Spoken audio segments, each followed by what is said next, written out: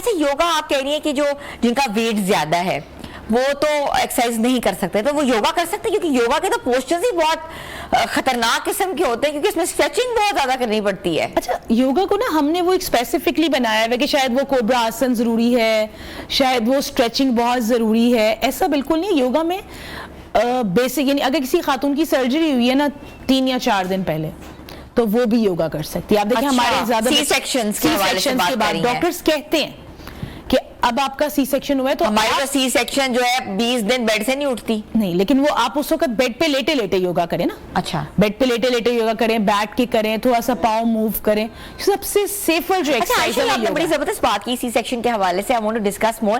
कहते हैं कि जिसको सी सेक्शन हुआ उसको ज्यादा मोबाइल रहना चाहिए ताकि हीलिंग ज्यादा हो।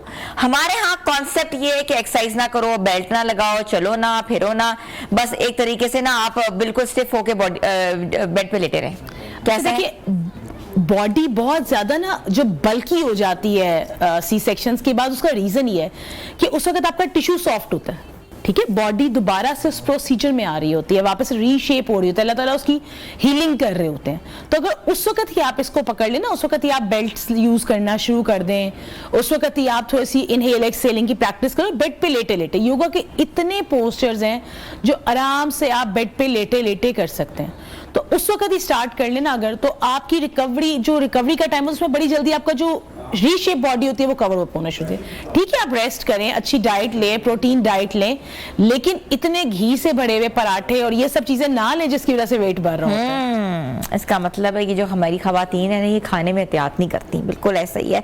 अच्छा, जिस्म की चर्बी बहुत बड़ा मसला है, वो कम नहीं होती, इंचेस भी कम हो जाते हैं, लेकिन फिर भी आपका वो जो कहते हैं ना कि एक फॉर्मेटी में आना, एक आपकी शेप लेकर आना, क्या वो भी योगा करती है? अच्छा, योगा इस चीज के लिहाज से सबसे बेस्ट वर्कआउट प्लान है।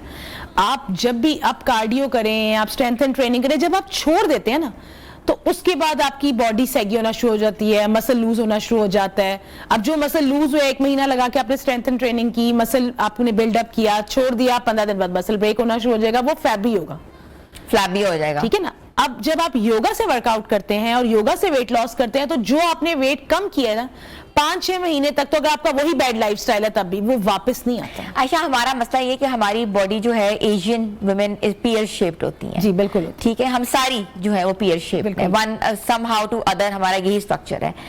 सबसे मुश्किल होता है पीयर शेप को ठीक करना, वो हम कैसे कर सकते हैं? अच्छा देखिए, उसके लिए ना योगा की 7-8 एक्सरसाइजेज हैं। आप इधर चेयर योगा कर लें, आप कुछ भी नहीं कर सकते ना, आप चेयर योगा कर लें। वो कैसे होता है?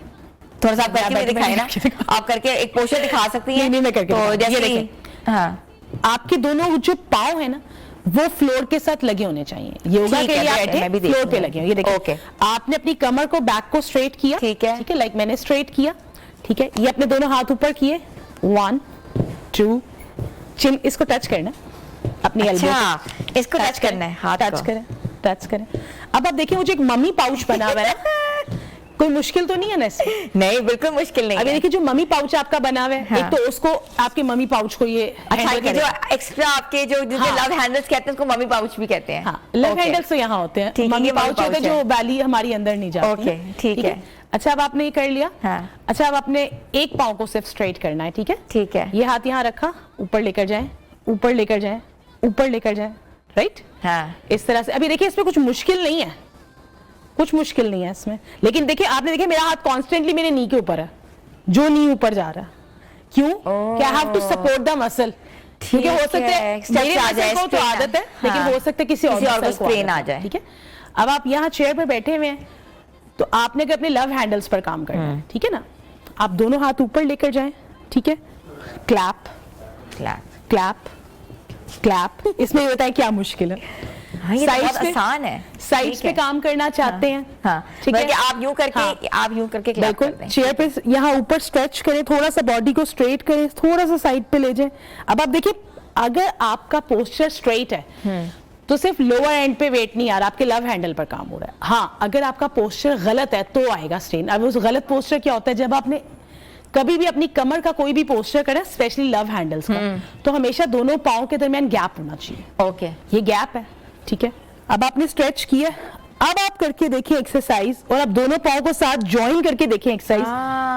ठीक अब कोई है। स्टेन नहीं है। अगर मैंने ज्वाइन करके किया है तो स्टेन मेरी बैकबोन की लोअर जो जिसको दुमची भी कहते हैं उर्दू में उस पर आएगा।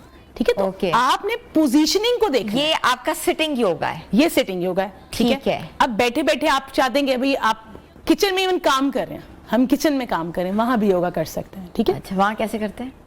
आपकी जो स्लैब होती है ना, हाँ, उस स्लैब shelf, पर, हाँ, ठीक है। शेल्फ जो स्लैब होती है, ठीक है, उसके ऊपर हाथ रखें, अपनी हथेली से प्रेशर डालें, इनहेल करें। ठीक है, टमी टाइट है, रिलैक्स, 5 to 10 सेकेंड्स का पॉज दें, रिलैक्स। अब उसी आपने शेल्फ पे हाथ रखा, अपने हील्स को ऊपर, अपने टोज पे खड़े हो जाएं और फिर इनहेल करें, एक्सहेल करें। खवातीन में जो पिट्यूटरी ग्लैंड का बहुत बड़ा मसला होता है जिससे उनके हार्मोन्स डिस्ट्रैक्ट होते हैं, सबसे अच्छा वर्कआउट है ये कि या तो आप वॉल पकड़ें या स्लैब पे हाथ रखें, टोज पे खड़े हो, इनहेल एक्सहेल करें।